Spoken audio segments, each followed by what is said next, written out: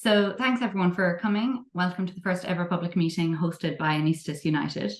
My name is Jenny Haugh and I'm your chair for this evening. I'm a less than full-time ACCS 4 trainee in South London after graduating from medical school and completing my internship in the west of Ireland. In 2017, I moved to England and started working in the NHS as an F2. I'm an aspiring obstetric anaesthetist with an interest in patient and staff advocacy, teaching and women's health policy. We have hopefully an exciting agenda planned for this evening, so we'll shortly get on to listening to the proposers of the motions. So we'll hear them in two sets, the training motions first and then the AA motion second. And that's because we think there'll be more interest in having a discussion around the AA motions. The plan is for us to be finished up at the latest by 9:30, maybe a little bit earlier. Firstly, I'd just like to address some housekeeping issues and give you a little bit of background on Anaesthetists United. So this meeting can hold up to 500 attendees at a time. We're at about 170 at the moment. I'm not sure of how many to expect, but if it goes above that, we will have a waiting room and admit on a one-out, one-in basis. We have people working behind the scenes tonight helping out with the IT, but we're not IT wizards, so please bear with us if we have any technology glitches. Please submit questions as you think of them or during the Q&A. You can post them into the chat here. You can put them on Twitter using the hashtag AUPreGM, or you can raise your hand if you would like to speak. We will keep you muted and unmute you when it's your turn to speak. We will endeavour to let everyone speak, but it's important to recognise that the purpose of AU and therefore of this meeting is to safeguard the future of anaesthesia in the UK and to represent the interests of anaesthetists. So we ask that everyone please be respectful of the speakers and all of our attendees here. We thank you all for your time and we hope that our discussion can be conducted respectfully. If it is necessary, and we hope it won't be, we will remove disrespectful attendees from the meeting. A little bit of background about how Anaesthetists United came about. Everyone will be aware that the NHS workforce plan was announced in June of this year by Prime Minister Rishi Sunak. Shortly after, a member of our group posted on Reddit with the aim of setting up a grassroots organisation, a group of people who would advocate for the safe provision of anaesthesia and for the future of anaesthetists in the UK. And so AU was formed. AU felt that the Royal College of Anaesthetists has not been adequately representing the interests of anaesthetists working in the UK, and that the planned expansion of AAs with some concern around current practices, as well as failings surrounding some national training issues, were of great concern. And so AU decided to plan to call an EGM. The way to do that is obviously to collect signatures. And so in the run-up to organising that, members of AU met with members of the College Council and the executive team, and in conjunction with them and the legal team at the college, ensured that the motions that we were proposing were in line with the college's Royal Charter. Anaesthetists United publicly announced its existence with the launching of the acquisition for signatures. Quickly, we received enough signatures and after some more housekeeping issues, submitted them to the Royal College of Anaesthetists for an EGM. I should point out that we do not know exactly how the EGM on the 17th will run. We know that it will be online and that the proposers of the resolutions will formally propose them and give a brief background. We expect that there will be a short time for discussion or debate, and then attendees who have not voted in advance will be given an opportunity to cast a vote. We expect that the results of the vote will be available on the night. Proxy voting has already commenced and all eligible members should have received a link to cast a proxy vote and to register to attend. Anaesthetists United is advising eligible members to cast their votes by proxy in advance of the meeting, just in case for any reason you can't attend or there's technology glitches on the night that prevent you from attending.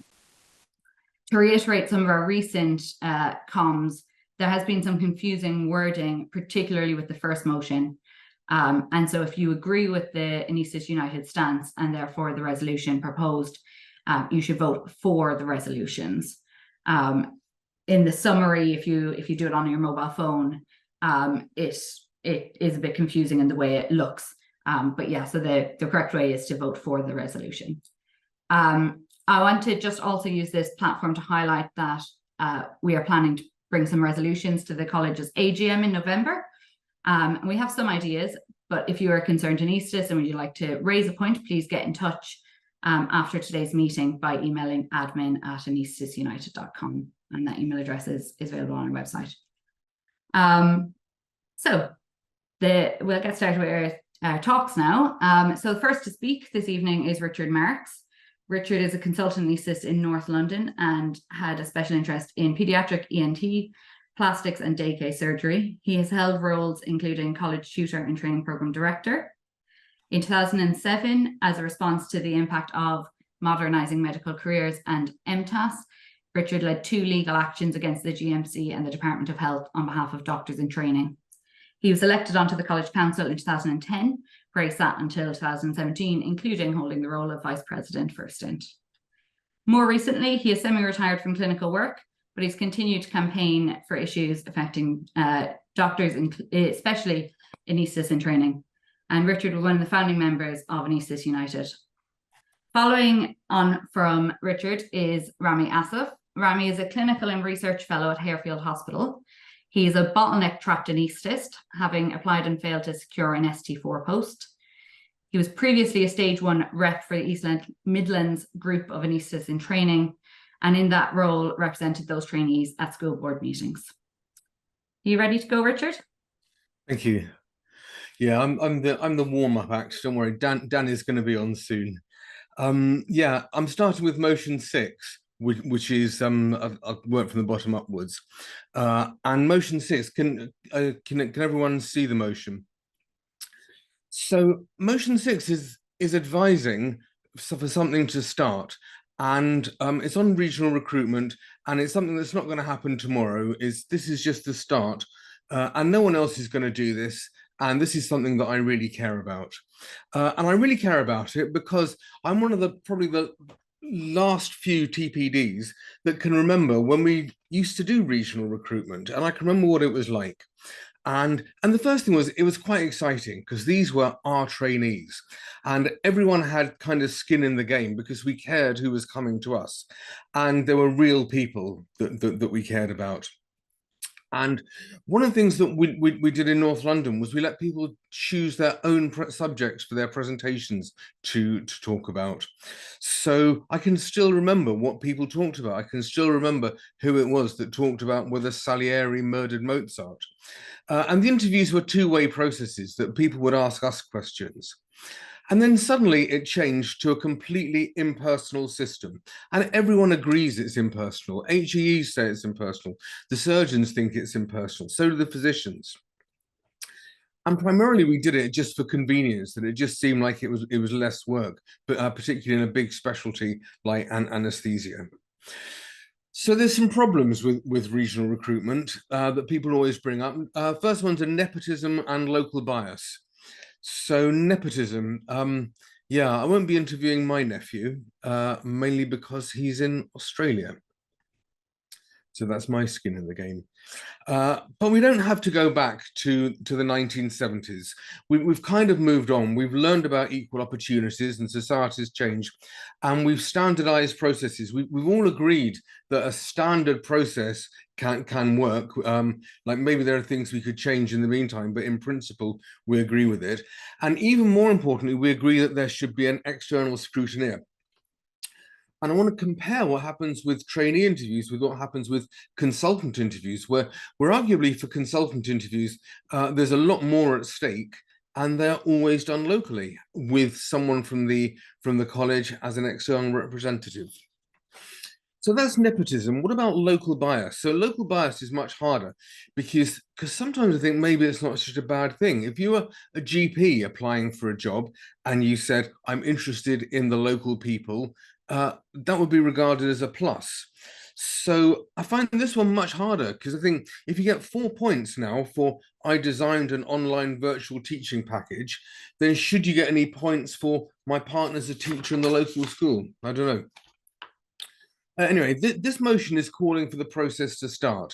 It's not something that we can do today or that the college can do tomorrow. It's going to take other colleges to take it on. It's just asking the question, is it viable? Is it legal? Because ultimately, it's symbolic. It's about humanizing recruitment, and it's about the fact that people matter.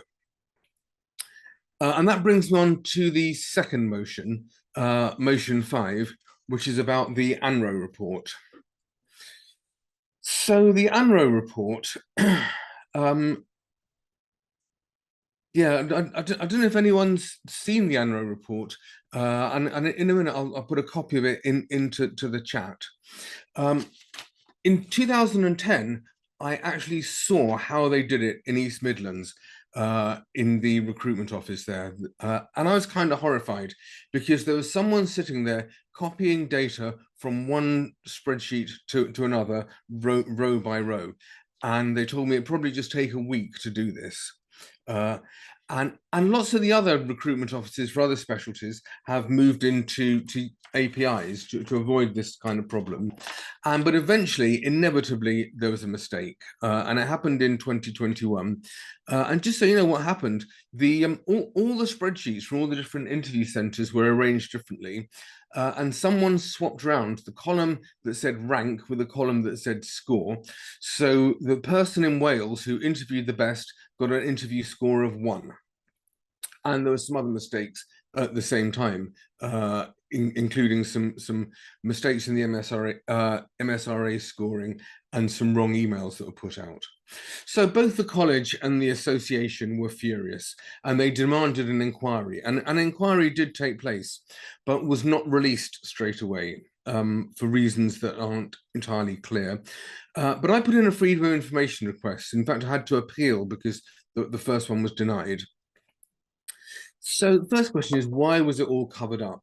So we expect doctors to be honest and open when they make mistakes. And so doctors should expect that the organisations responsible for their education should act in a similar manner. Bear in mind, the college itself had some problems in the last few years with exams, but they've at least been open about it and said what they're going to do. So this cover-up, is it a GMC-able offence? I don't know. And I've looked. But the GMC do have some guidance on leadership and management. And they say some doctors have special responsibilities. They say you must make sure HR records are kept securely and are clear and accurate. You must be satisfied that the staff you supervise have the necessary knowledge, skills, and training to carry out their roles. So, this year, ANRO called some of the wrong candidates to interview. And as the college themselves said at the time, the fact that further errors occurred just following the serious errors made in 2021 is deeply concerning. So in conclusion, the point of this motion is, what, if anything, are the college going to do about it? Thank you.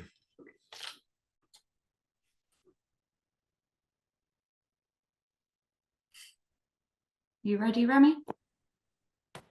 Hello, yes, thank you, Jenny, and welcome. Thanks for everyone for joining us today. So my motion is resolution 4, and what resolution 4 is to do with rotational training that affects just over 5,000 registered members who are essentially anaesthetists in training, who have to rotate at periodical interviews as part of their training program. More specifically, it's to do with short-term rotational training that is defined as post or rotations less than 1 year in duration, which I don't think is good or adds value to training. Now, I appreciate that can be a somewhat controversial statement to make, but I think we do need to have an honest discussion amongst the membership about that. So things to consider in my early life, both as foundation and in the early parts of my anaesthetic training.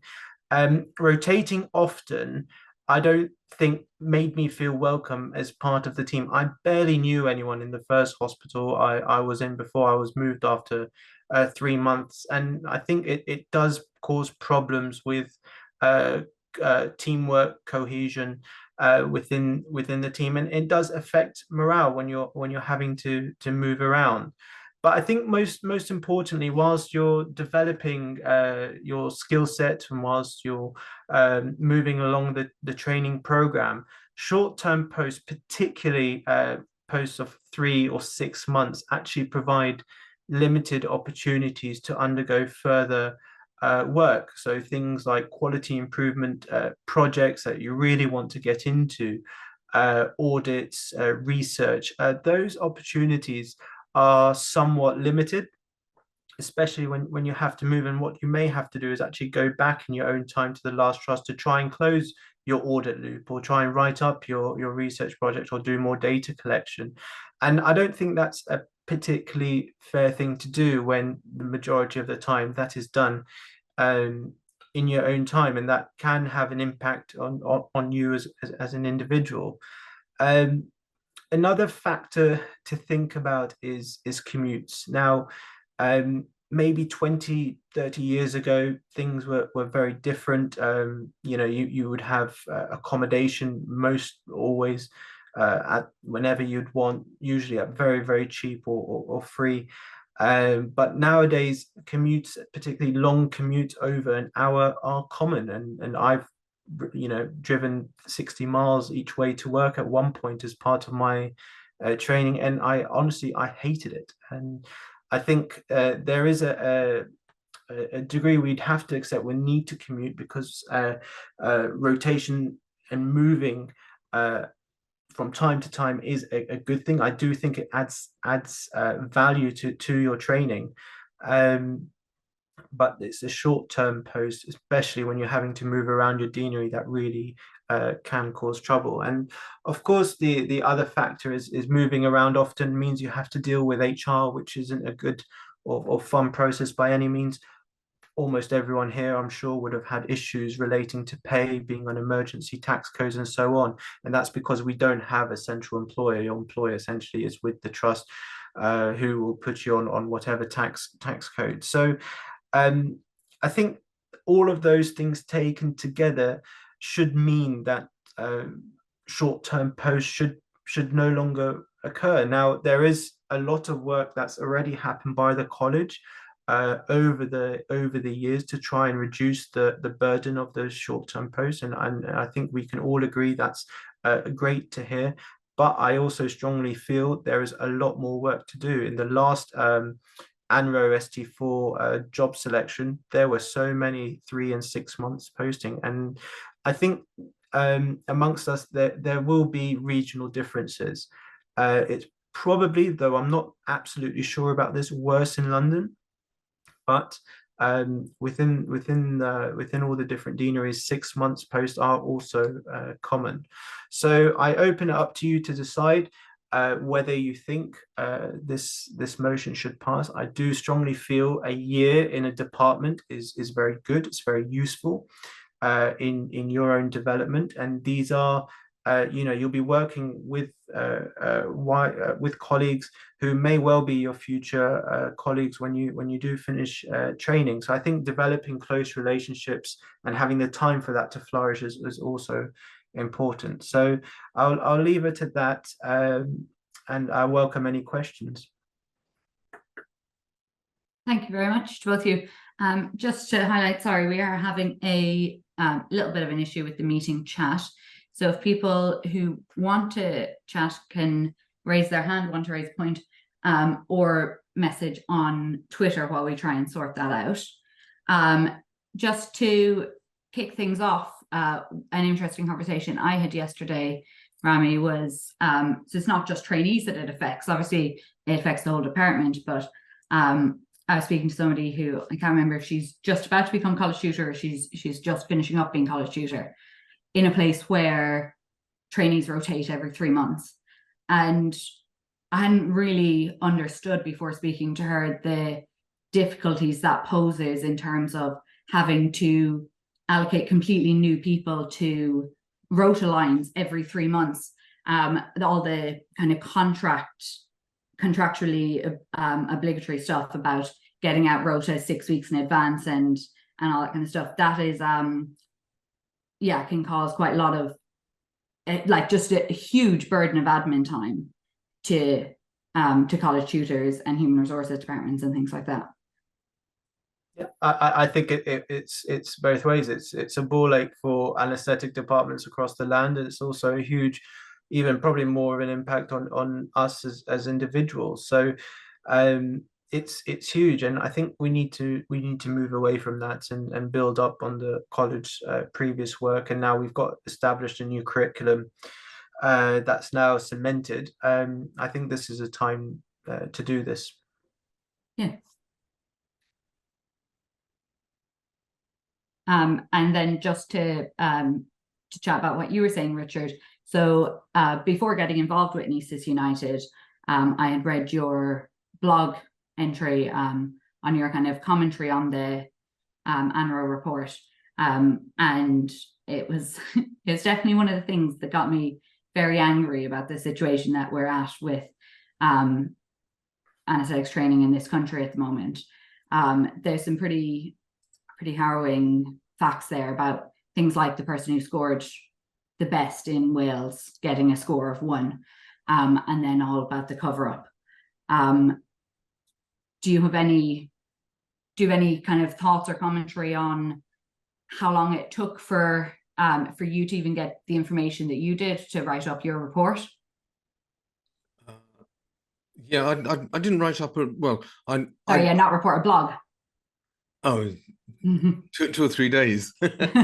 No, but the information Yeah, you get from Anna. It was about 2 months to get it because I had to appeal the they turned it down originally, and it was quite a shock because I've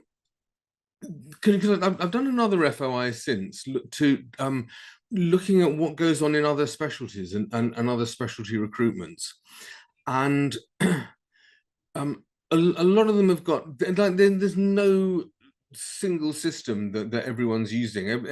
Everyone's doing it completely differently across specialties, but you just kind of get the feeling this is something which has been thrown together by some amateurs, and it doesn't hit you as being organized, and it kind of feels like it's something that was sort of waiting to go wrong, and they were just about managing and just about managing and just about managing, and then it was COVID and it was half term, those are things that tipped it over.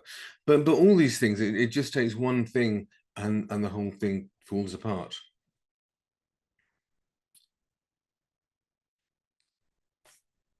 Jenny, you're muted. Sorry, Danny, you have your hand up. You want to go for it? Yeah, although I'll be speaking a bit later about AAs, I think that actually everything that we're talking about today boils down to a breakdown in the training and sort of future of anesthesia, the rejuvenation and the recruitment and the retention of trainees and then consultants and SAS grades in our specialty. I think this all stems from multiple levels of failures within HEE, NHS England, and even the Royal College in safeguarding the futures of our trainees. I've spent a lot of time as a trainee before becoming a consultant. I've only been a consultant a couple of years.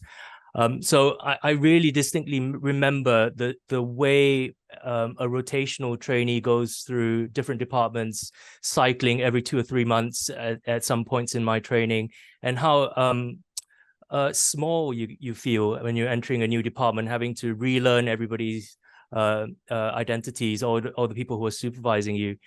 And I think part of this rotational training makes AAs seem appealing to consultants who are working with AAs, because they stay in a department for a long period of time.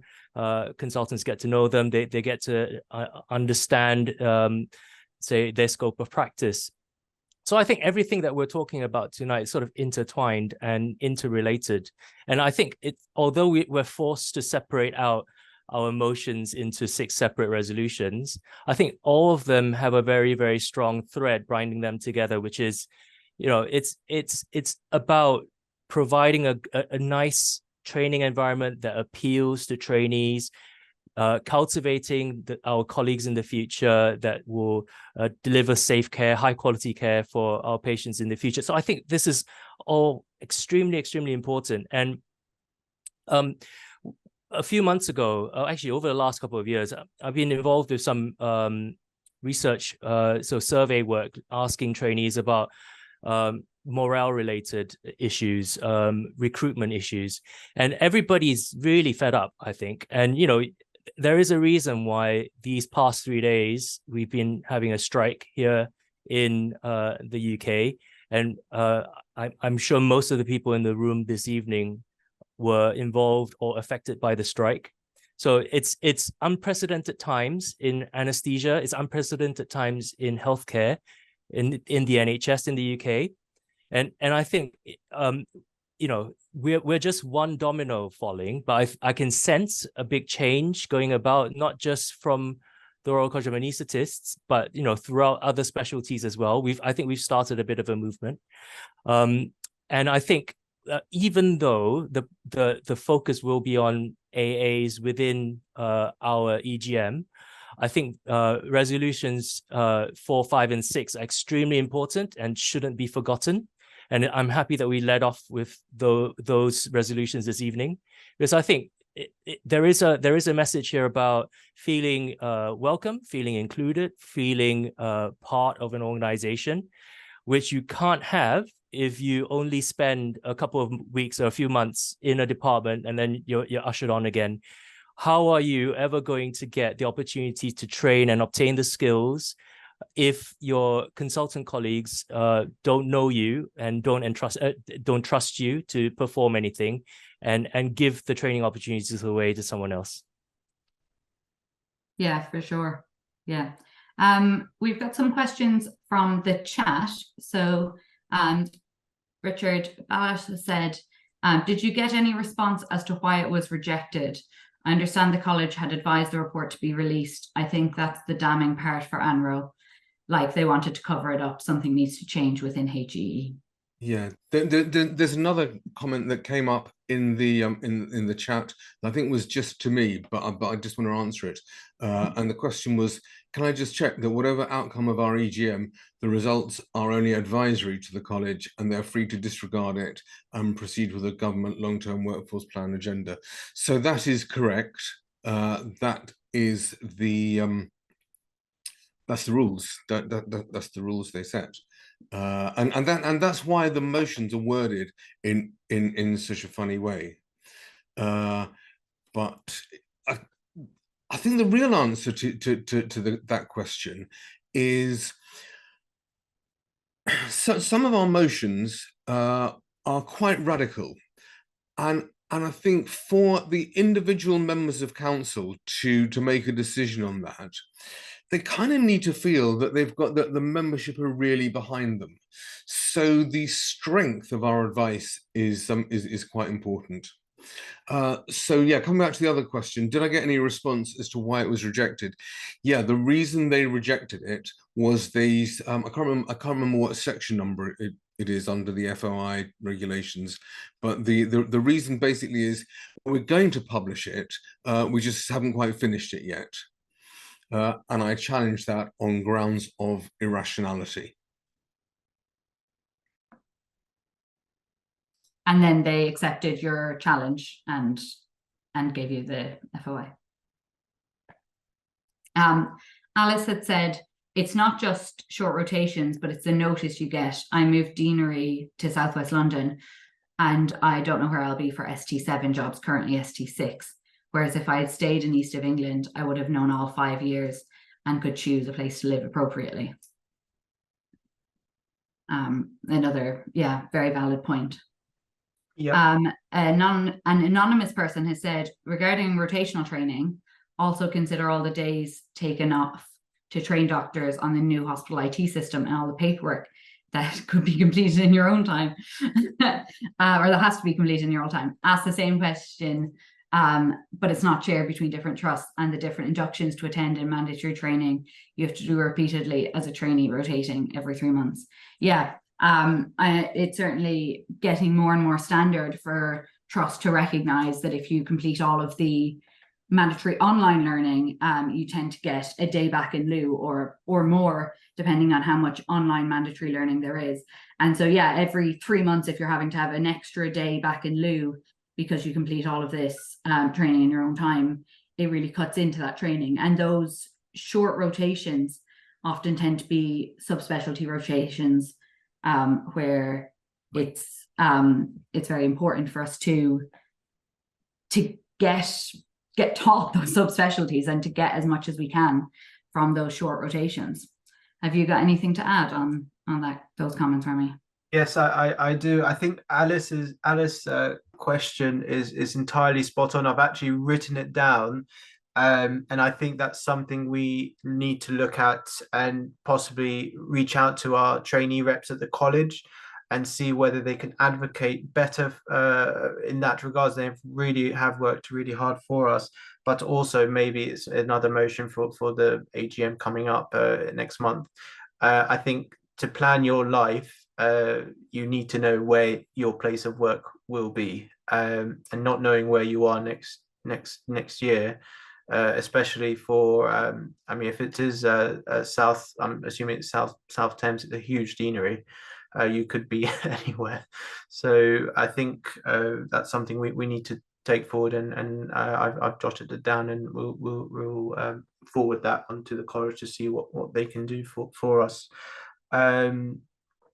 And then, yeah, I mean, all the different IT systems, I think it's all just, it's a waste of everyone's time if you're having to learn it and move on after 3 months. That's how it is at present. I think it does definitely need to change. We are just working on trying to get these bots out of the system, and we will hopefully be back on track very soon. We were just sorry, I can't remember exactly where Ramey was. And he was just talking about the difficulties that there is with all those IT systems and things. One other person has said in the chat, motions to remove council members are not advisory, could be a backup if they reject clear instructions from members. We are very, very hopeful that it wouldn't come to a situation where the college council would not accept our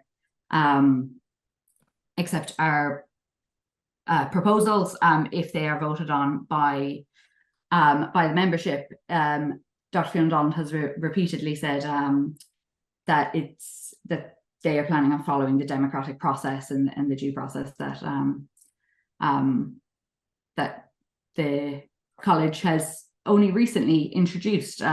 So the college only, Richard, can you remember exactly when it was changed? I think it was only changed last year, the year before, that members could call for an EGM. So the Royal College of Anaesthetists is actually trying to get themselves to be more democratic, which is obviously a good thing and in the interests of our members, which is very good. So Joe has said, could he have a brief chance to share an experience at ANRO? Yes, shortly. We will just make sure that we've got our security kind of up to scratch, and then we will aim to get that shortly. And Dave has said, worth pointing out that some rotations of 3-month lengths may be necessary for specific areas of training, example cardiac, but the overall point of 1-year rotations remains valid. Exactly, yeah. I don't know if you didn't mention that, Ramey, in your piece, but I think everyone accepts that there is, particularly in some areas, and where there's a lot of super specialist hospitals, that you have to rotate for 3 months to do a cardiothoracic block, or you have to rotate for 3 months to do a neurosurgical block. We all accept that at times has to happen, but it's about the general principles of it. Correct, and you can of course do non-clinical training or non-clinical modules as well within those specialist modules. So I don't. I think, you know, there are going to have to be exceptions to that, but and the motions are worded to that effect. So, you know, but the as you say, the point stands, and we need to try and reduce the frequency of our posts. Yeah. Christopher said, are you suggesting a minimum time for a rotation of 12 months? 12 months is still a short time to become embedded in a department, to develop quality improvement projects, etc. Yeah, I agree. I think we need to start somewhere. And even when you look at the training as an overview, I mean, you could even argue, yeah, now that stage one is now a minimum of 3 years, could you spend 1 year or 18 months? One placement, one rotation in stage one, or maybe split it into 2 blocks of 18 months. I think there is a lot of work to decide of what to do for that. But I think 1 year, if we can get it to 1 year, great, and then we can then see what else, how we can build up on that. I don't think it's something that will be quick, but we have to start somewhere. I think getting rid of 3 months and 6 months post, definitely first we need to tackle, and then see where we go from there. Yeah. Have you anything to add on any of those last few points, Richard? Oh, sorry, I was just tied up with some technical thing. Yeah, I mean, the problem in some areas is that you've got small units that deal with one specific part of the curriculum, and quite often it's cardiac or neuro or higher peds. So they're kind of above everything else. They I mean, that's just the way that it's arranged in that part of the country. And here in London, we're particularly bad on that.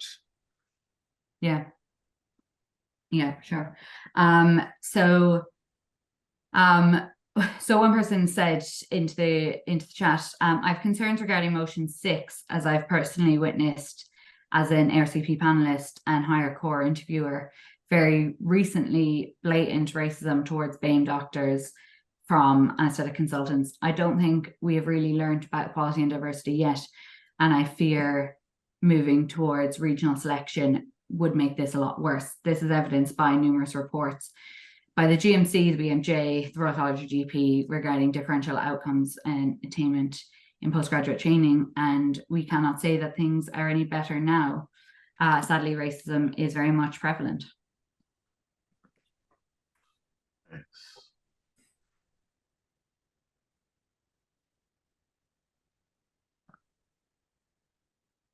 Any anything to say to that, Richard, about regional recruitment? So what was the question?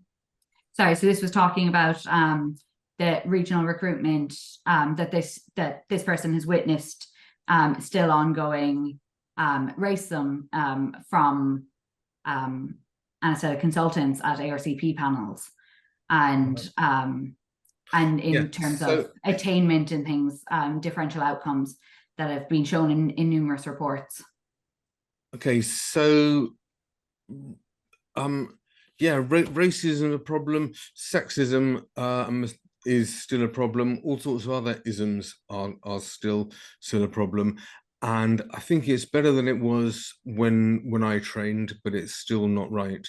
When my mother trained, and she was a GP, people used to say to her at interviews, I see you're a woman, when will you be having a family? And when my wife trained, so that was a generation later, people said to her, she got asked at an interview, so what's your advice on the rugby? So there's all sorts of ways that people can ask questions that are slanted and biased. And I don't think it makes any difference whether it's done on a regional level or a national level. You've still got the same problem.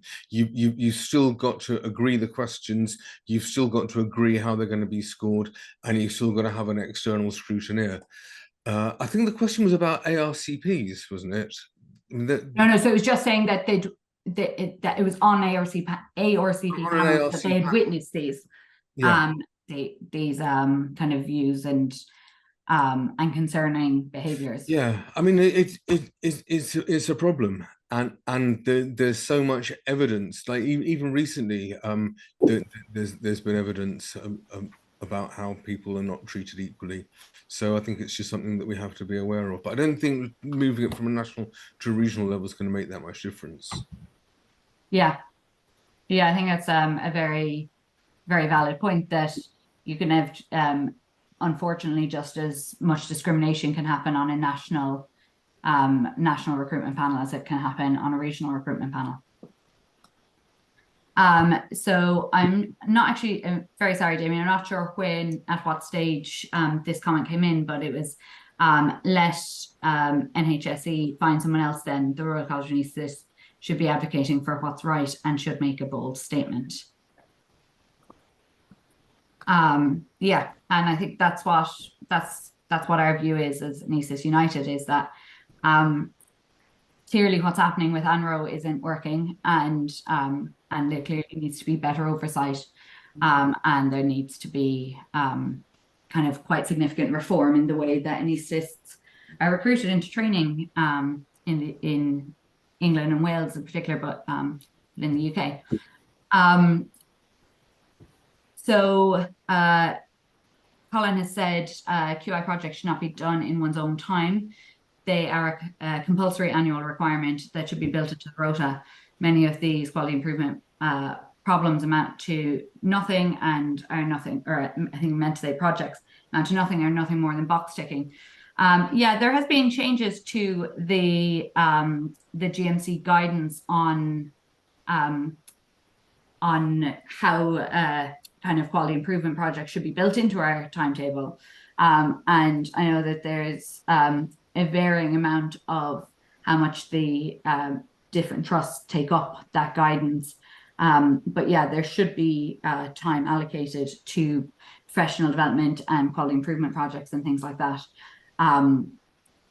That should be happening in our rotas. It's something that I think a lot of people see it at the moment as a slightly lesser issue of various issues. And so I think it's something that people should definitely be raising through their training reps, and should definitely be raising with their rota managers if they're not getting any time for quality improvement projects. I completely agree.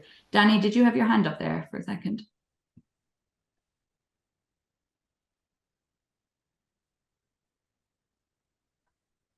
Yeah, so this was mainly in response to the question earlier about diversity and equality, and whether or not regional recruitment will exacerbate or improve things. I think at the moment, there is strong evidence that the specialty is getting increasingly more white majority. And this is in contrast to the national picture on the diversity amongst doctors in general in other specialties. I recently gave a talk at the Royal College of Anaesthetists for the Anaesthesia Updates conference on this very topic. And there are mechanisms that we could put in place when recruiting people on a smaller scale.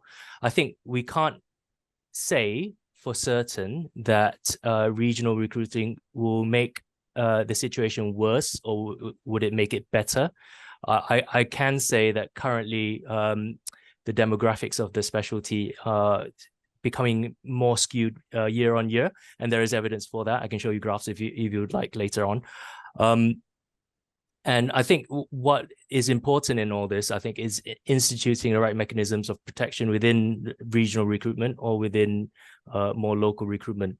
So the way we do that in consultant interviews is, you can have a panel of 4 or 5 interviewers.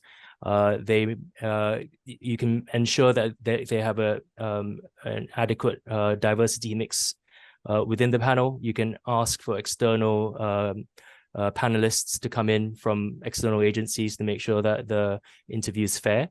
So I think there are ways around it, and I can't say for certain that regional recruitment will improve things, but the current situation is not any better, I don't think.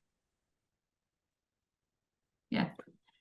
Okay. So yeah, I think your points are very valid, Danny. That there's things that can be done to try and safeguard against it, but we're all aware. We read the reports that come out on a national basis relating to medicine and outside of medicine. That's it's a systemic problem on a national level. Can we quickly go to Joe to just share a story about ANRO, and then after that we will move on to our other proposers. Hi there, Jenny. Can you hear me? Yes, I can. Firstly, well done on dealing with that technical difficulties. That kind of Thank you. So personally, sorry, I think the one thing I kind of wanted to share is I think a lot of the ANRO and the rotational studies is kind of a lot of the problems that are with medicine and doctors at the moment is that we've been broken down into numbers by NHS England, and we're very much treated as a number. So from a personal anecdote regarding my interaction with ANRO, I remember SD3 dates were released right at the peak of sort of initial COVID in 2020. And I was on COVID ICU doing a ward round when the interview dates were published. So I finished the ward round, had a little chat with my department, just to free up and make sure they were happy and I could attend a interview date. When obviously then I logged on to find that there were no interviews available anywhere near me. So I'm in the West Midlands, and the only availability was in Newcastle on a date that I couldn't attend. I then asked to speak to ANRO and speak to the senior management. Was basically told, tough, this is it. And it's just, I think, a representation of the fact that we're not treated like professionals with multiple years of postgraduate training. We're treated like school children who are just numbers. Thank you. Yeah, for my core training interview, I was living in the East Midlands, and yeah, I got my invitation to interview 8 o'clock in the morning. I was on GP at the time, logged on after my morning clinic to book an appointment, to book an interview, and I traveled to Warwick for my interview because there was nothing any closer. So yeah, obviously a very, very common problem. Okay, so we can go back to speaking about ANRO and those kind of training motions shortly, or towards the end if we have time. Thank you very much for everyone engaging in that. We'll move now on to our 2 other speakers, so Danny Wong and Jan Hansel. Danny is a consultant anaesthetist at Guy's and St Thomas's NHS Foundation Trust and an honorary senior lecturer at King's College London. Danny obtained his PhD in health services research at UCL, and in 2019 was awarded the President's Commendation from the Royal College of Anaesthetists for his contribution to the college's research activities. He is keenly interested in workforce and trainee welfare issues. And after Danny, we will hear from Jan, who is a National Institute for Health Research Academic Clinical Fellow in Intensive Care Medicine and a dual Anaesthetics ICM ST5 trainee in the Northwest. His academic work focuses on airway management and pharmacokinetic variability in sepsis. And in his spare time, he enjoys exploring the lakes and repeat binge watching of Jed Mercurio vintage classics. So over to you, Danny.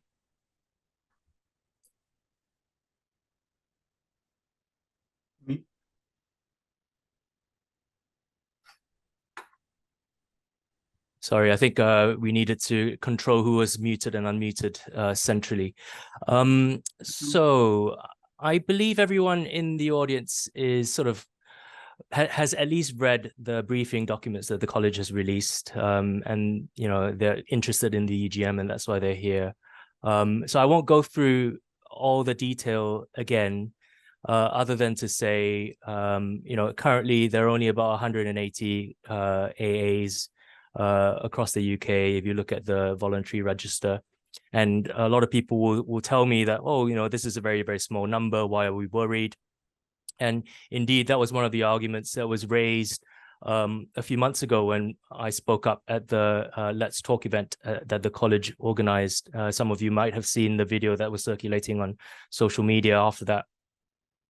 But I would counter that by saying there is an agenda in NHS England currently and everybody's probably read bits of it. And that's been very, very openly published under the NHS Long-Term Workforce Plan, again in July. And within that, other than increasing medical school places, the government has now opened 3 new medical schools, it sounds like, to increase the number of doctors working in the NHS.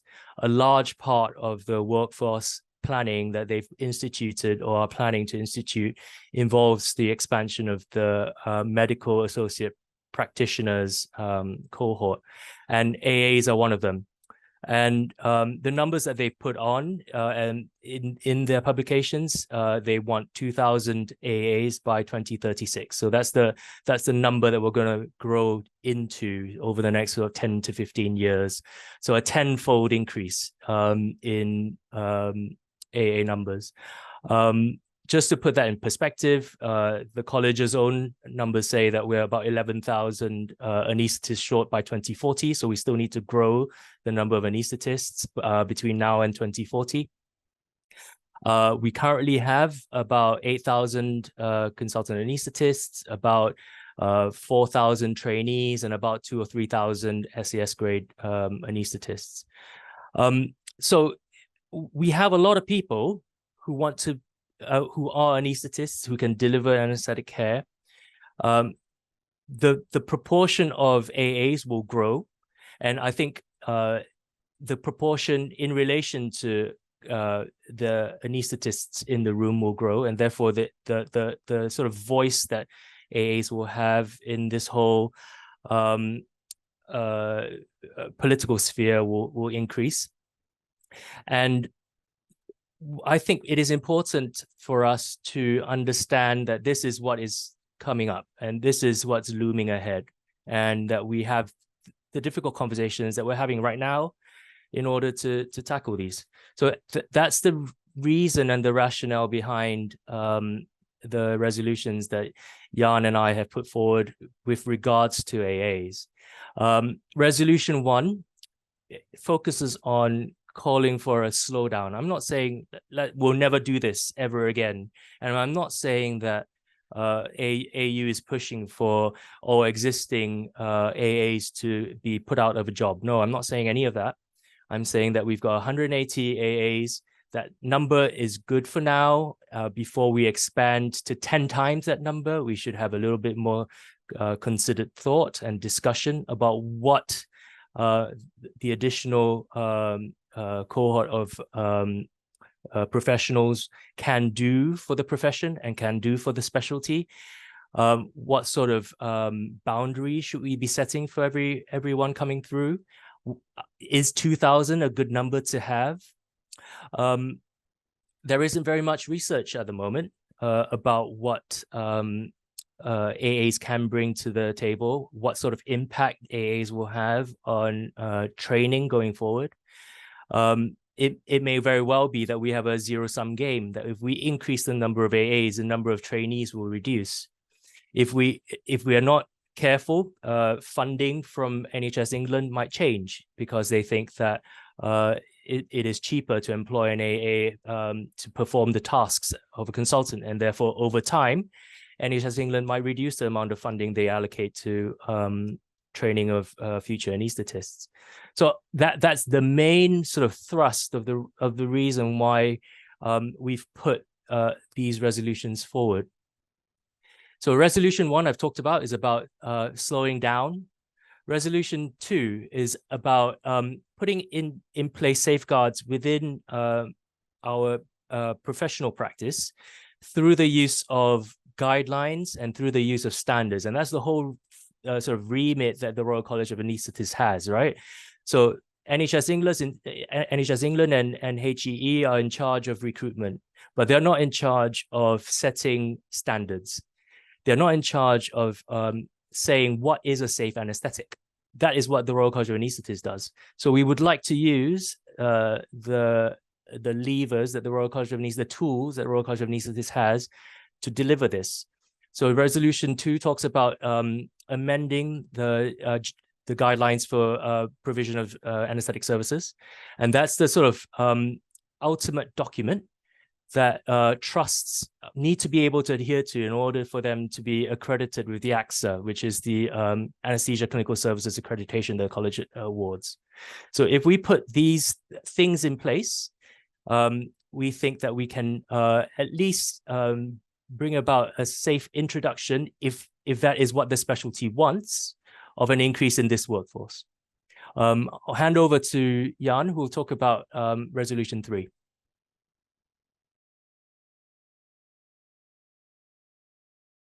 Thank you, Danny. Yeah.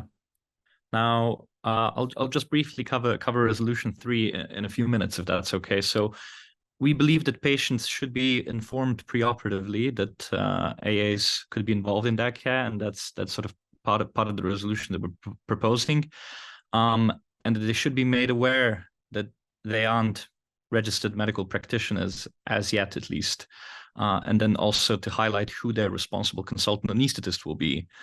Now, this is not only a key plank for the college's charitable aims of educating the public in all matters relating to anesthesia, but also congruent with the current GMC guidance on good medical practice. It is clear that the onus is obviously on the individual professionals to properly explain what their role is to patients, especially if there's a likelihood that it won't be automatically understood. Now, unambiguous clinical roles are confusing for our patients, and this was recently demonstrated in the tragic case of Emily Chesterton, who was under the impression that she had seen a doctor GP twice on 2 occasions, and that she was reviewed actually by a physician associate. Now, what is perhaps more concerning with this is we have examples of commonly used introductions seen amongst AAs. A video circulated a week ago along the lines of, "Hi, my name is so-and-so, I'm part of the anesthetic team." And that's just not enough. We need to be clearer with this. But there appears to be minimal insight into why this may be confusing as well in some of the discourse online. And the issue is perhaps twofold. On the one hand, the short training with minimal entry requirements might not ensure a sufficient bandwidth to explore this in depth. But more importantly, the obfuscation of titles seems to be encouraged in the hidden curriculum by senior members of the workforce and used by higher education institutions that train AAs as an incentive almost to attract incoming students. Now, the college obviously can't do much about this, but this is the milieu that we have to work in.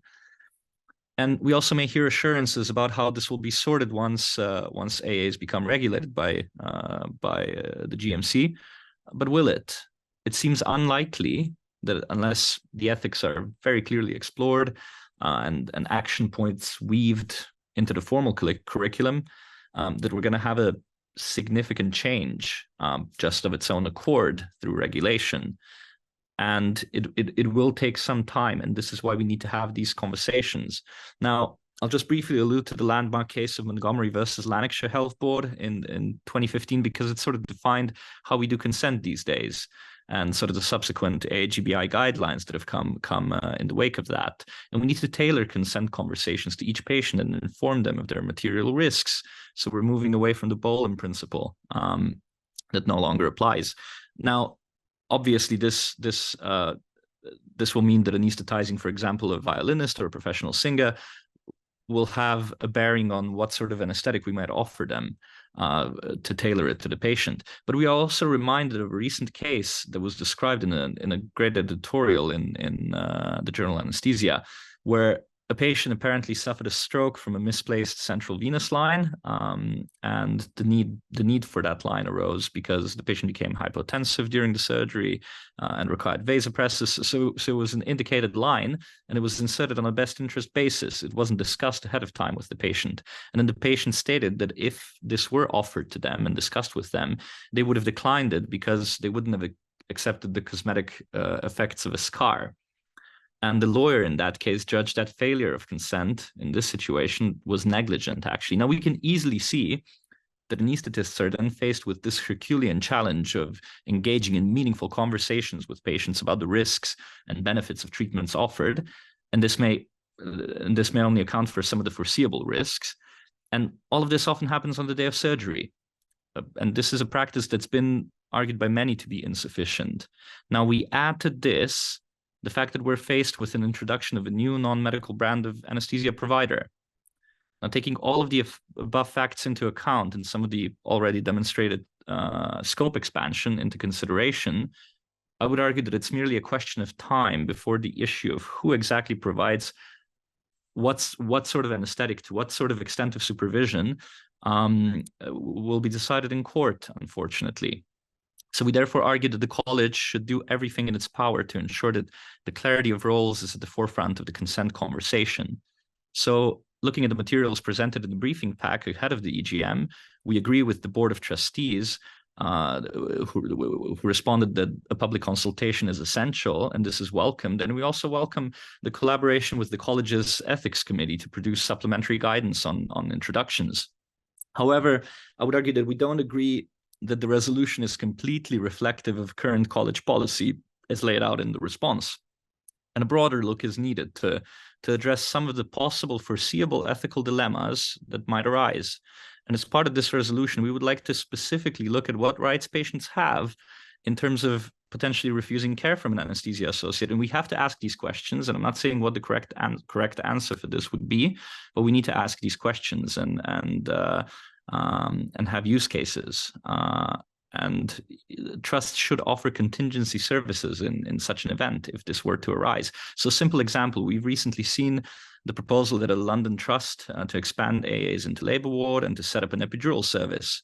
So provision of such a service should make it invariably clear to patients that these procedures are being performed by non-medically trained individuals and give the patients the option, without any pressure, to opt out and receive direct care from a medically trained and qualified anaesthetist. If such a service is implemented, consultants will need to then be present with AAs for any management of potential complications, which can be devastating for both mom and baby.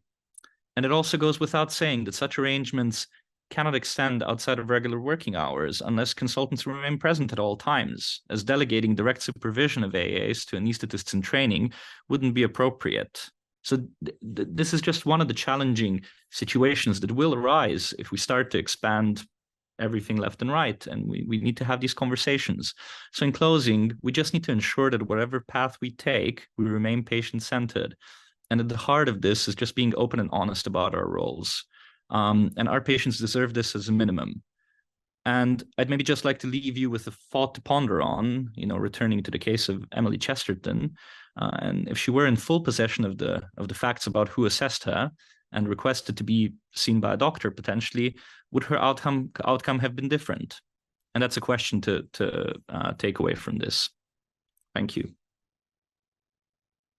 Thank you very much, Danny and Yang. Yeah, unfortunately, we'll never know if Emily had seen a doctor, if things could have been different. But we do know that the coroner ruled that, I'm not sure of the exact quote, but I believe the coroner ruled that her death would have been preventable had she been referred to A&E. And so, yeah, we don't know what would have happened if she had asked to see a doctor in her GP practice. But we do know that that was a preventable death of a young woman. There's been an absolute flurry of messages in the chat. We are not going to get through all of them, but I'm trying to pick out some of the kind of most pertinent points. So some people are saying that one of the things of concern is that the Royal College, if the Royal College of Anaesthetists withdraws its support for training, and even though obviously the Royal College of Anaesthetists will not be regulating AAs, but if they withdraw their support for AAs training and the curriculum, that somebody else will step in and take over. Possibly, none of us know the future. I don't know, there's nobody else regulating anaesthetists in this country at the moment. There's nobody else providing advice on how anaesthetists should train and be trained other than the Royal College of Anaesthetists. And I think it would be incredibly unusual and a massive backward step. The Royal College of Anaesthetists obviously came about after getting independence from the Royal College of Surgeons, where it had a faculty, and we historically declared ourselves to be independent of surgeons and to be a Royal College of ourselves. And I think it would be a major backward step for other people to then take over advising and dictating advice on how anaesthesia is practiced in this country. It's also would be very, I think, the Royal College of Anaesthetists withdrew their support from, we're not speaking about AAs currently in practice. What we're speaking about is AA expansion. And so if the Royal College of Anaesthetists withdrew their support for that and somebody else does take over, the Royal College of Anaesthesia Associates takes over, is formed and takes over.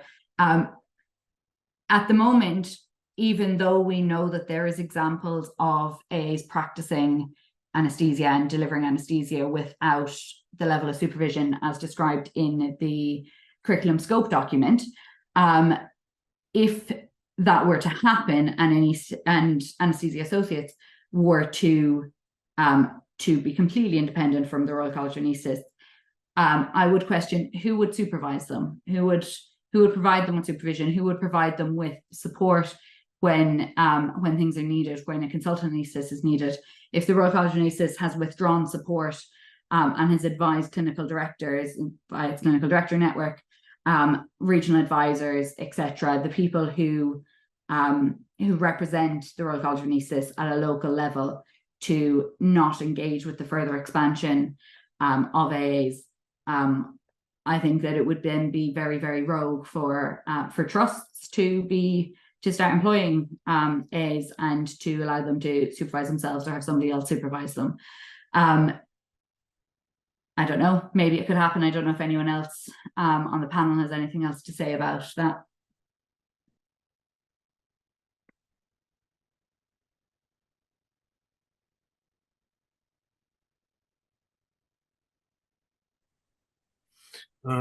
Yeah, I think this idea that there's some other group that would take over AAs if the Royal College of Anaesthetists didn't, I don't think it holds much water. I don't think there is anyone. The association's certainly not going to want to do it. I don't think any university is going to want to do it. I just don't think that there's anyone else. So I think I might be proved wrong, but it seems very unlikely to me. Yeah, if because there's a lot of kind of to and fro chat in the chat, it's very, very difficult to keep up with. So if people would like to raise their hand, I know Ramey, you have, and I'll go to you in a second. But if attendees in the chat would like to raise their hand and say what's on their mind, then we'd love to welcome you. Go ahead, Ramey.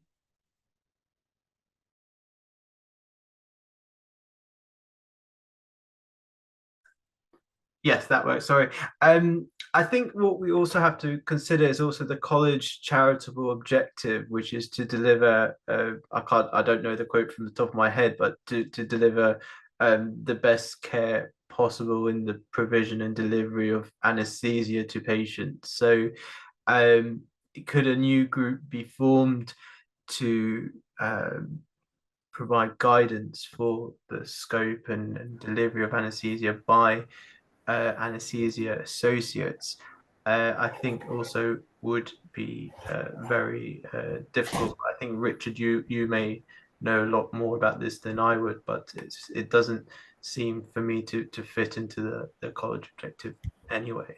So I think the college is the best possible route to define exactly how the scope should be, and there is a new scope document that was published with the members brief very, very recently that I think we also need to scrutinize very, very carefully to decide how best we move forward with this, and no doubt that will come very shortly.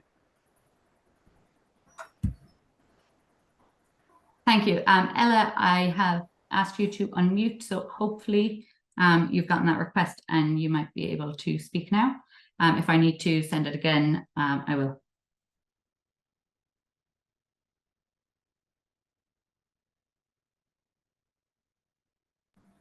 Can you hear? Oh, Sorry, just as you started to speak, I think I muted you again.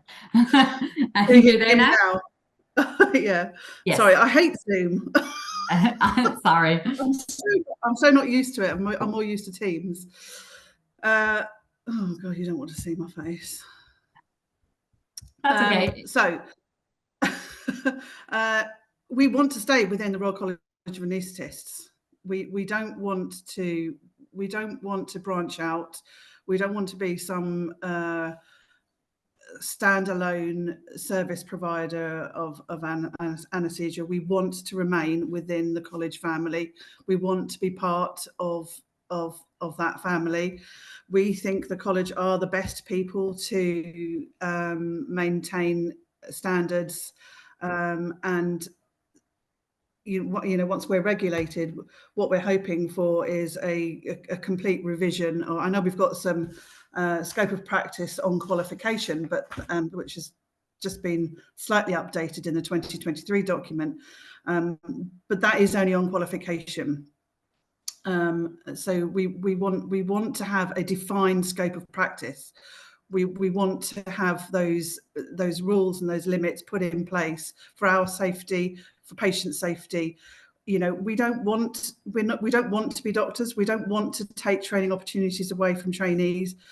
I can only talk for myself and my own practice, but I facilitate far more training opportunities than I've ever taken away, and I think that's the message that we want to put out to lots of AAs out there, is that it's not a competition. We don't want to take jobs and training opportunities away. We want to work with you. You know, I work with AITs every single day, and I have done for 15 years. They're my friends. I work alongside them. I don't want to be going in a different direction. Yeah, I don't know if anyone has got any questions they want to ask me in particular. I just one thing to, well, I suppose there might be more things that come up, but first thing, that when you say it's not a competition, and obviously I completely respect that point of view, but we know that anaesthetic training in the UK is a very, very competitive entry program. I believe we're at more than 1-to-3 ratio of applicants to spaces at the moment for core training. And we all know that there's a bottleneck between CT3 and ST4 now, with hundreds of anaesthetists in training with years of experience stuck in that bottleneck. And so while we don't, while I completely accept and respect you saying that you don't want it to be a competition, it's not a competition.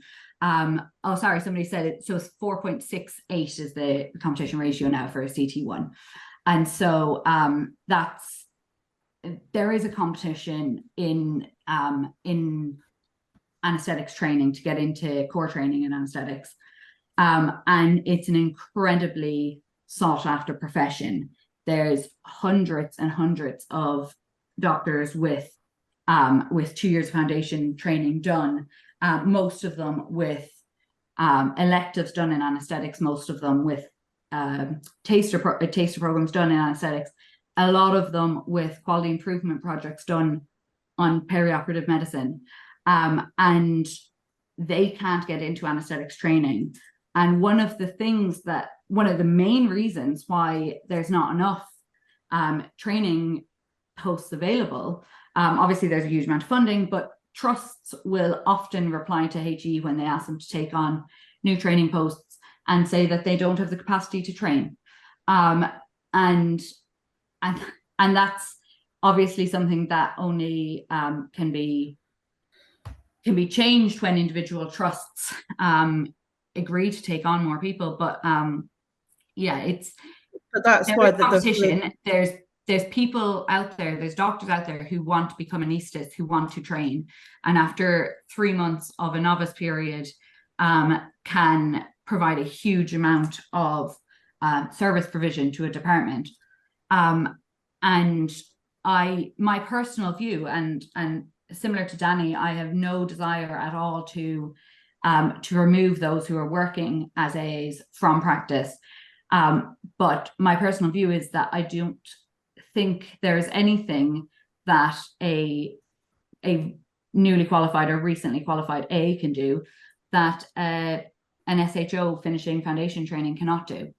And so I think that the college should be moving towards a position of encouraging trusts to take on junior clinical fellows in anaesthesia and training them up and getting them to take on roles such as kind of ASA 1 and 2 cases, and the things that are covered in the 2016 scope of practice document.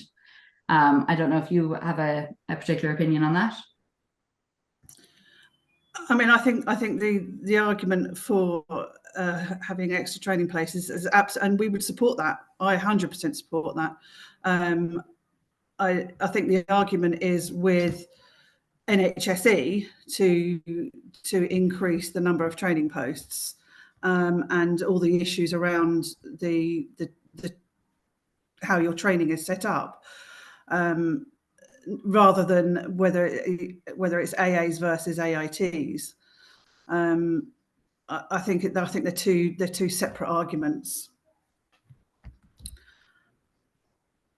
Yeah, and I respect that point of view. I think that they are closer linked on a national level. I think maybe on a local level there could be potentially seen to be quite different, but on a national level I think they are a lot more linked. I'm going to go to Ballard now, who has raised their hand. So 2 seconds. Ask to unmute. Go ahead.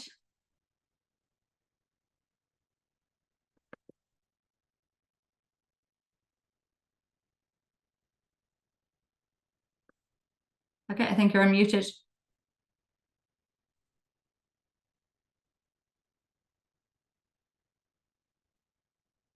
I still can't hear you though. I don't know if there's an issue with mic or something. If we go to Danny for a second, and then I can go back to you after Danny. Thanks very much. Can you hear me? Yeah. First of all, I'd like to thank Ella for being so candid with her experience, especially in what must feel like a lion's den. I think it's important that we hear from AAs in this matter. I'd like to separate this out from a very, very personal experience, and ask people to take a step back to a more conceptual level of thinking. I've shared a couple of pictures in the chat. It might be sort of overwhelmed by all the other people posting at the moment, but I've got 2 pictures there that show the amount of funding that NHS England / HEE are putting in for individual AAs coming through the AA student system. So an AA student currently will be paid 100% of the salary by HEE, and then 50% at year 2. So 100% at year 1, 50% at year 2. The national rate of £41,000, and if you're in London, you get paid a little bit more because of London waiting. They get a tuition fee contribution of £6,500 per AA student per annum, and an additional contribution of £2,700 per trainee per annum. And HEE are looking to recruit 120 up until April 2024. So this is 120 AA students being paid at this rate. In the second picture, I show the amount of funding that HEE put in towards junior doctor salaries. And just looking at that, a CT1 gets 20,000 or 21,000 paid for. They don't get any additional reimbursement of exam fees. They don't get any additional funding on top of that from HEE. Everything else either has to come through the trainee's pocket or come from trusts. So this makes me want to counter the argument about taking away training opportunities. On one hand, at an individual level, when you're on a micro scale, when you're anaesthetic trainee approaching an AA, asking them to teach them to do a block. Perhaps, yes, you can argue that the AA can facilitate training and not take away training opportunities. But in the longer run, if HEE are allocating a limited funding pot, distributing it between two different groups, and one group gets a lot more money than the other group for what is essentially the same level of care. In fact, Jennifer has argued that there's nothing that an AA can do that a CT1 or 2 can't do without a bit more training. And at the end of CT2, and they finish their initial assessment of competencies, and even the initial obstetric competencies, can perform a lot more. They can cover labor ward, they can cover intensive care units, they can do a lot of out of hours work. So I think we need to move away from this idea that we are worried about offending or being unkind, #kindness, to any individual person at this point in our discussion. We're still talking about a broader policy idea within the college, where the college should sort of come down on this argument. Is it should say to NHS England that no, we don't want this funding pot to be carved in this way. We want more money to go towards training anaesthetists who can do a lot more. Existing AAs can carry on doing what they want to do, but what we don't want to do is we don't want to have 2,000 by 2036.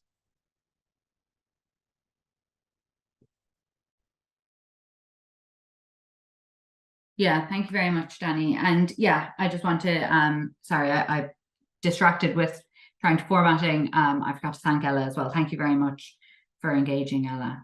I have had other people message me and say that they have things that they want to say, but that they don't feel comfortable speaking out in this room. So yeah, thank you very much for engaging.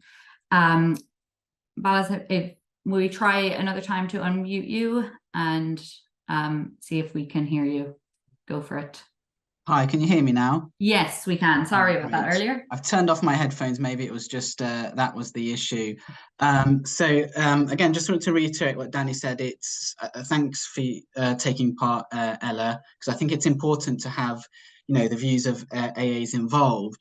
And if anyone's seen my my commentary on Twitter and these kinds of discussions, I guess my personal view is that I don't think it's a personal issue. It's not against AAs as a profession or as individuals. I know that the vast majority of people are good people, the same as in the college and maybe even in politics. Vast majority of people are just trying to help. My concern isn't that individual AAs are bad people and that they're going to be competing with us directly. My concern is that I don't trust the government and NHS and individual trusts to put the interests of trainees and, to be frank, the safety of patients above what is the easiest thing to do and what in their mind plugs a person in the slot on the rota, and that's job done. And following on from that, my concern then afterwards is that if we do not oppose, if we just passively allow the expansion of Anaesthesia Associates and Physicians Associates and all these other groups of people, that it will then make competition worse. All of the instances of bad practice and bad training being compromised that we've seen, that will get worse. But the government regulates NHS England, and whatever the new acronym for HEE is, they influence those bodies. And my worry is that as much as the college will, and to be fair to them, during COVID as well, there were lots of letters in the Guardian and to various newspapers about how much we need anaesthetists and intensivists. My worry is if we let non-doctors expand, the government will have no incentive to expand training numbers for doctors. They'll say, well, we'll have enough to supervise more. We've had the recent examples of, was it in Lancaster University of, an anaesthesia associate saying, well, the college advice is 1 to 2 supervision. The reality is 1 to 3, 1 to 4. And how difficult is that going to be for trainers? I sit on the BMA West Midlands Regional Council, and whenever these kinds of topics come up and I discuss with others, the issue is always, it's the same with expanding medical students, expanding doctors, is where do we get the trainers from? Trainers aren't given enough time, they're not given enough resources to do all of this.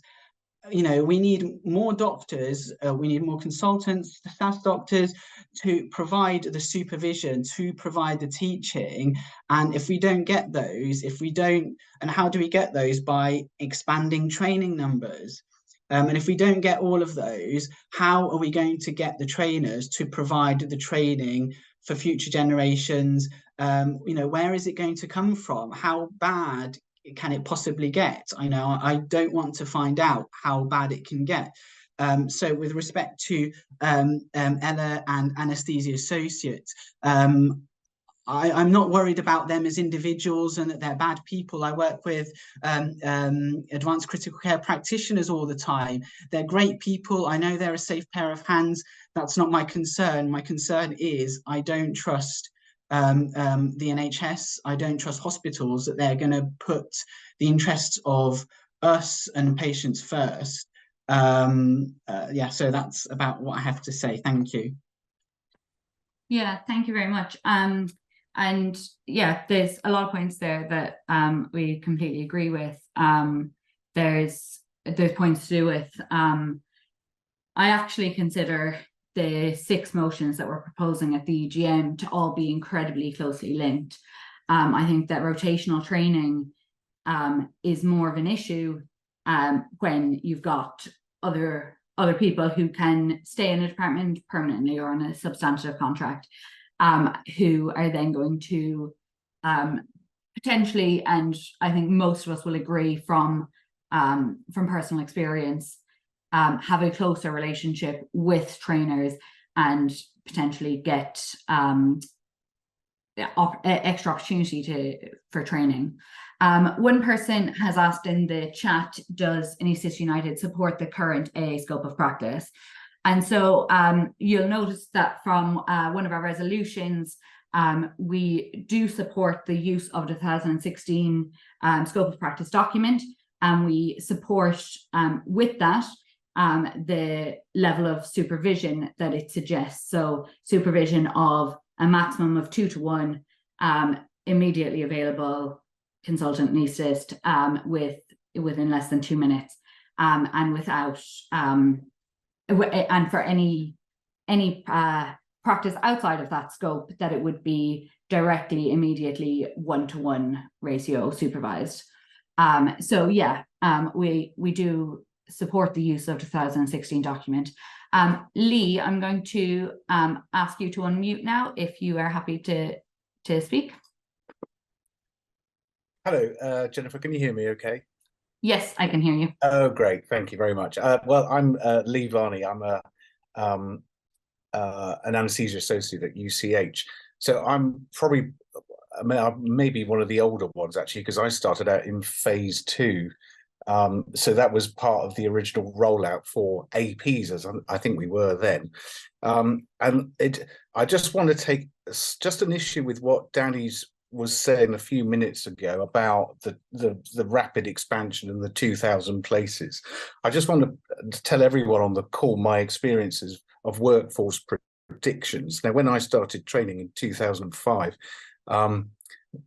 West Midlands Deanery, I think, had done workforce predictions on anaesthesia provision and the state of UK anaesthesia at the time, and we had regular meetings throughout our training up until 2008. And I do remember the projections from that workforce solution for APs and anaesthesia was that by 2010, there needed to be 1,000 APs just to maintain anaesthesia and service provision, without doing anything with without doing anything with a waiting list. And I do remember, I think around 2010, I think there were probably about 68 of us, and anaesthesia did not fall on its knees and was unable to respond to waiting lists and elective operating. So I'm not entirely sure that I cannot see that 2,000 is going to be the number that's going to be, required or needed. I just can't see it. I'm not entirely sure whether the HEIs at the minute could support that level of service expansion. There might be other HEIs coming on board to do it. But I've seen these workforce predictions, and I've seen the graph, so I know the Royal College predictions. I'm not entirely convinced that we'd ever get to that 2,000 level. Sorry, because you were saying that there was a prediction of increasing to 1,000, and do you think it's to do with the fact that the higher educational institutes aren't able to support the training? Is that why you think that the numbers haven't expanded, Lee?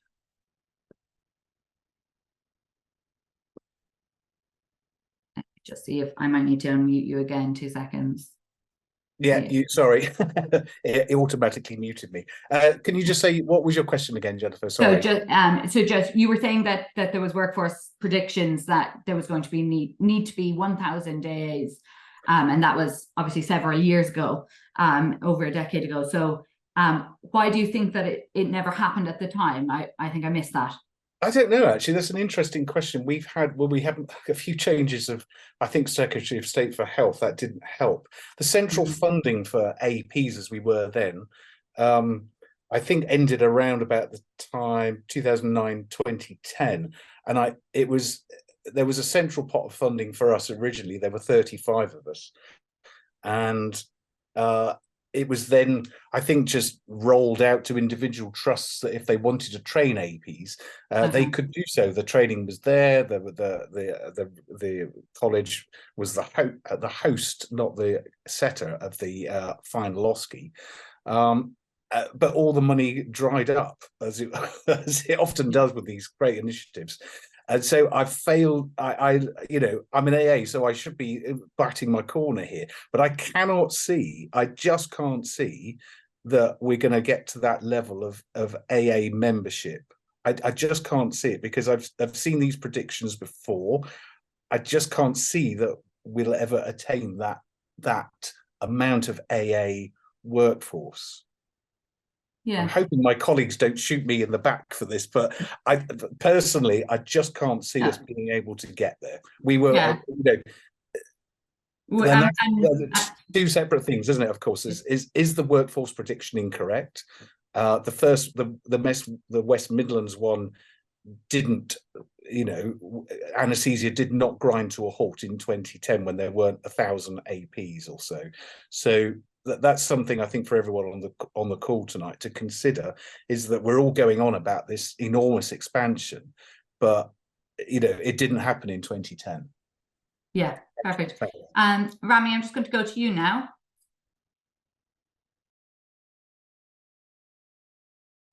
Yep, you can hear me now, I hope. So thank you very much both to Lee and Ella for joining us today and actually having this open discussion. I think it's actually really useful.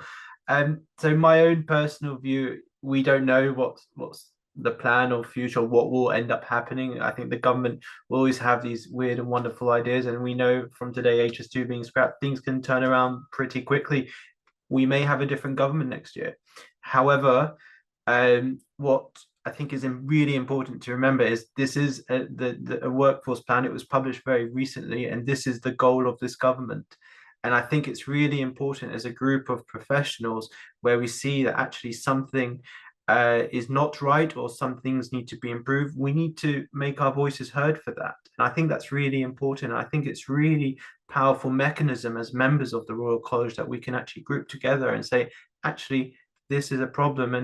And I think that's why this has all come about.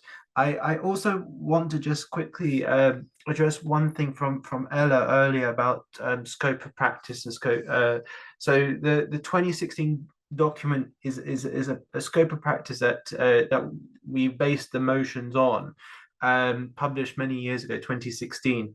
The one thing I want everyone just to ponder about is the whole issue to do with role enhancement. Now, the scope of practice is actually, when you read it, actually makes a lot of sense. It's very good, and I think it is actually a reasonably safe document with good supervision. But the key issue here is it allows trust to decide how best to supervise or manage anaesthesia associates. And I think that's what my own personal issue with that is, and I think it represents most here at Anaesthetists United. So the problem is with the college is meant to it produces us guidelines. It produces what is best practice, how we deliver the best possible care for our patients. I don't actually think that should be given to individual trusts to decide. I think the college themselves should produce that document or produce those guidance, and that needs to be made very clear. And I think the scope of document, or the scope of practice that we have, is the one that we need to rely upon. And the whole issue with role enhancement needs to be thought about very carefully. That's why the motion says it needs to be under level 1 or direct supervision. I think that is the best care for our patients, and I mean that with, of course, the utmost respect to our Anaesthesia Associate colleagues. Thank you very much, Ramey. Toby, I know you are next to have your hands raised, but I'm just going to go to Danny very briefly, and just to let him respond to some of the things that have been said, and then we'll go to you after Danny. Thanks. I wanted to respond to Lee's comments earlier about previous workforce plans not bearing fruit to the level anticipated. I think very similarly, the Royal College of Anaesthetists promised there'll be 70 additional jobs every year going forward for ST4 training, and that's still yet to come, and we don't really know whether that will bear fruit either. I think whilst we're on this topic, there's one thing about whether or not past performance can predict future earnings. The evidence from 2010 may not be what happens on this occasion. It does seem that there's a lot more funding in place, and there's a lot more political will to expand medical associate professionals across the board, not just within AAs. But again, what Ramey says might be true. We might have a different government next year, and all the policies of this government will just be shredded into the proverbial. But I think there is another thing to look at, which is the current injustice that's being faced by trainees. So on one hand, yes, we are talking about the future, and yes, we're talking about increased numbers going to 2036, which for some people might be a horizon too far away to anticipate or to predict. Currently, however, a lot of trainees do feel that the resources being provided by HEE and by NHS England for training this batch of professionals is unfairly weighted, and therefore this in itself needs to be addressed in the here and now, even though a proportion of our resolutions pertains to the future. The other half of it is about dealing with current injustice. Thank you very much. Toby, I will go to you now.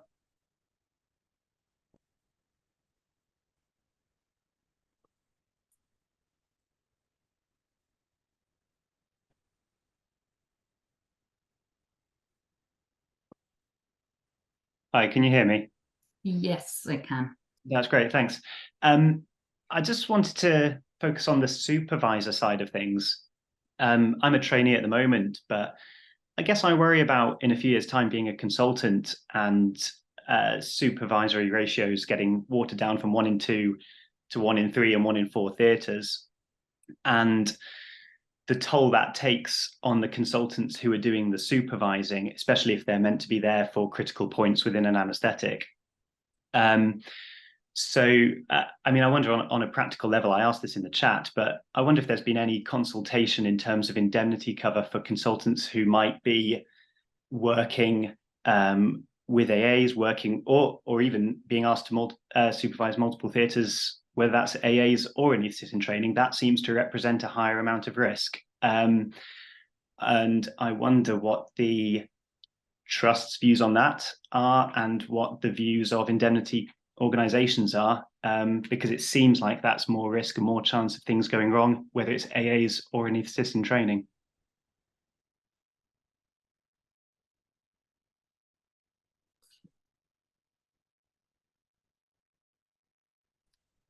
Sorry, Danny, would you like to take that? So when people come and talk to me about this issue, there is a slight divide between what trainees are worried about, which is what we've been talking about a lot, which is, you know, competition for education, competition for opportunities, injustice, pay related issues. If you speak to consultants, a lot of consultants are worried about having to supervise more than one theatre at a time, and they hear stories about their practice across in places like the Netherlands, in Scandinavia, and in the US, where they line a few different theatres up. They have staggered inductions. The consultant runs from theatre to theatre like a madman, madwoman. And after induction, they go into a room with multiple monitors and they watch the anaesthetic from afar, but not actually intervene until there's an emergency, and then they get called in to deal with an emergency in a very, very stressful circumstance. And I think the indemnity issue hasn't really been discussed, and thank you for raising it. None of the paperwork I've seen so far in any of the documents that have been released talks about that. I know that you know, currently is not an issue, and that's because numbers are small. And because numbers are small, we only have about 180 to 200, so 170 to 180 AAs across the country. And so the incidence of adverse events is currently going to be exceedingly small, given the relative risk of anesthesia being small in the first place. So the absolute numbers will be tiny. If we expand to the level that the government is talking about, and grantedly, you might be right, we'll never reach the heady heights of 2,000 AAs across the country. But if you start thinking about doubling, tripling, quadrupling the number of AAs, you will start seeing exceedingly rare events happen on an increasing frequency. Just like how unobserved esophageal intubation is meant to be a very rare event. Because we do so many intubations, this is a hat tip to you, Jan, there will be occasions when this happens. So I don't have an answer to this. I think this is exactly the sort of thing that the college should be researching and presenting evidence to its members about. And this is the sort of thing that we're talking about in Resolution 1. No expansion until we have more evidence and more information about what's going to happen to personal indemnity. Are we going to get hauled up to coroner's court? So there's the indemnity issue, whether you're going to be sued, and then there's the negligence issue, isn't it? Are you going to be held criminally accountable for anyone else's actions other than your own? So I think that there are issues here that need discussing, and that's the whole reason for this EGM. Yeah, thank you very much. Brenda, we'll go to you next. Hi there. Yeah, no. I think sorry, can you hear me? Yeah, we can. Yeah, perfect. I think you should also just take a step back to realize that, anesthetics historically has been incredibly dangerous. It's through the modern provisions that's been provided and The reason why medical schools were set up was to provide individuals to select for the brightest, the smartest, who could respond in real time to very short acute changes in physiology of patients. That provided a grounding where you knew how to operate in all circumstances. And if you look at all of the postgraduate training that is seen in the most of the first world, outside of the very heavily financially driven model in the US, everyone has kind of stayed with anesthetics being administered nearly exclusively by doctors who are, much like the anaesthetists here, trained extensively for many, many years in postgraduate colleges.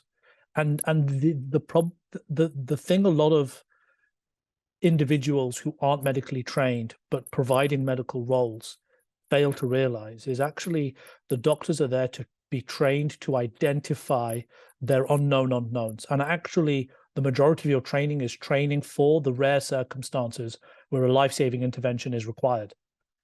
The model that's being proposed now does not have the safety evidence that would meet any medical intervention. You couldn't roll this out as a drug. You couldn't roll this out as a procedure because it would fail to meet the standard required for safety.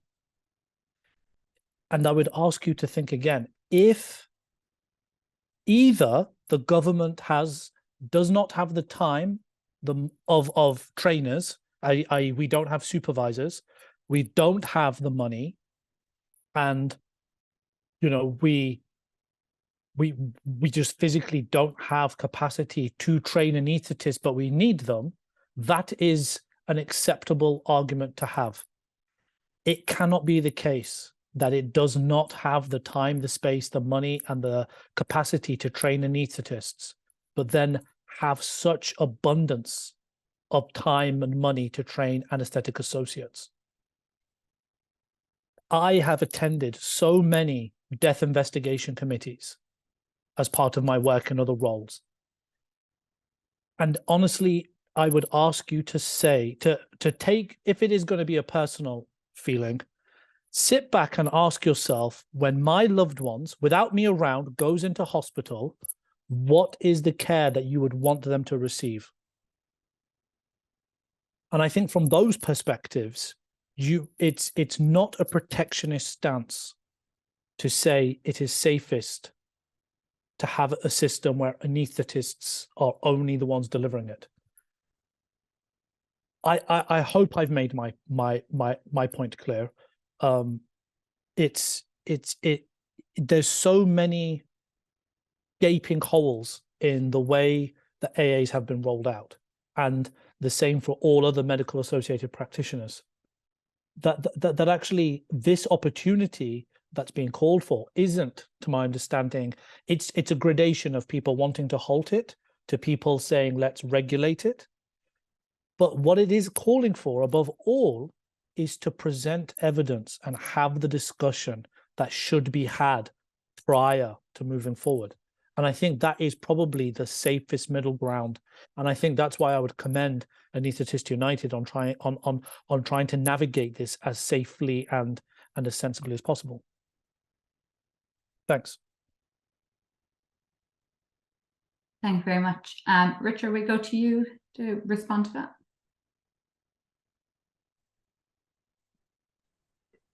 Thanks. Yeah, I just want to kind of follow up on that and say something that will appeal to maybe the more paranoid amongst us, which is every time I've tried to get a member of staff recruited, I've had to say exactly what you want them to do. I've always had to put together some sort of business case or some sort of quite detailed proposal.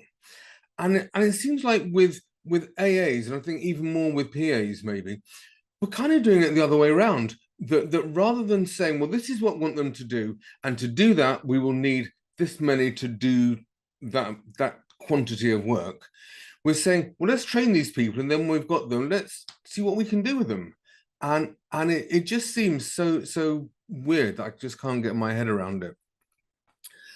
Could I also pick up on, because there are some training questions that have come up in the chat.